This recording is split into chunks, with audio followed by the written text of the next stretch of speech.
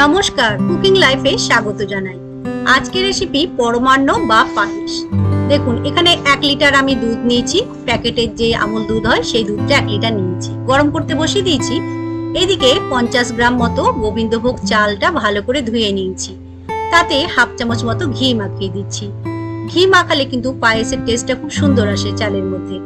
দুধটা ফুটে গেছে, দুধটা কিন্তু একটু ঘন করে ফুটিয়ে নিতে হবে। দুধ যত ফোটাবেন পায়েসের টেস্টটা কিন্তু তত ভালো আসে। এবার একটা তেজপাতা কেটে দিলাম, দুটো ছোট এলাচ ফাটিয়ে দিয়ে দিচ্ছি। ভালো করে ফুটিয়ে নিলাম। এইদিকে আমি নিয়েছি 50 গ্রাম মতো গুঁড়ো দুধ, 100 গ্রাম মতো গুড়ের বাতাসা, কিছুটা কাজু আর কিশমিশ। গুঁড়ো দুধটা আমি গরম জল করে গুলিয়ে নিচ্ছি। এই গুঁড়ো দুধের ব্যবহার যদি পায়েসে করা হয় খুব সুন্দর কিন্তু টেস্ট হয়। অসাধারণ অপূর্ব স্বাদের পায়েস তৈরি হয়।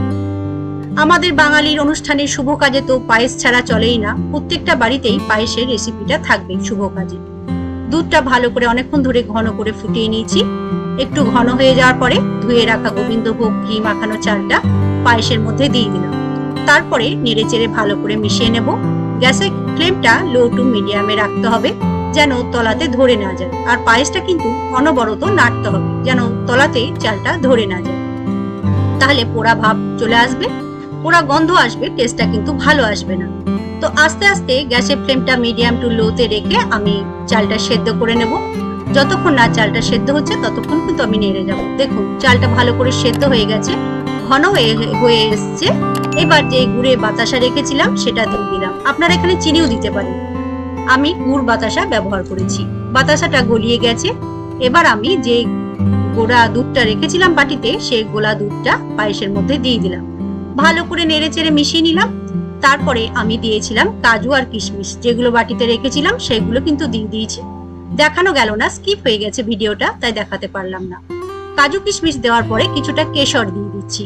পায়েসের মধ্যে যদি কেশর ব্যবহার করা হয় খুব সুন্দর কিন্তু টেস্ট হয়। একদম রাজকীয় স্বাদের পায়েস তৈরি হবে। কেশরটা দিয়ে ভালো করে মিশিয়ে দিচ্ছি। কালারটাও কিন্তু খুব সুন্দর আসে কেশর যদি পায়েসে ব্যবহার করা হয়। এরকম ভাবে আমি আজকের পায়েসটা রেসিপিটা রেডি করলাম। প্রথম থেকে শেষ পর্যন্ত দেখবেন আর বাড়িতে একবার ট্রাই করে দেখবেন এরকম ভাবে পায়েস করে। বন্ধুরা, আমার চ্যানেলের নতুন সদস্যদের রিকোয়েস্ট করছি চ্যানেলটি সাবস্ক্রাইব করার জন্য, আর একটা লাইক দেবেন ভিডিও শেষে। আজকে রেসিপিটা দেখার জন্য আপনাদেরকে অসংখ্য ধন্যবাদ। সকলে ভালো থাকবেন, সুস্থ থাকবেন। নমস্কার।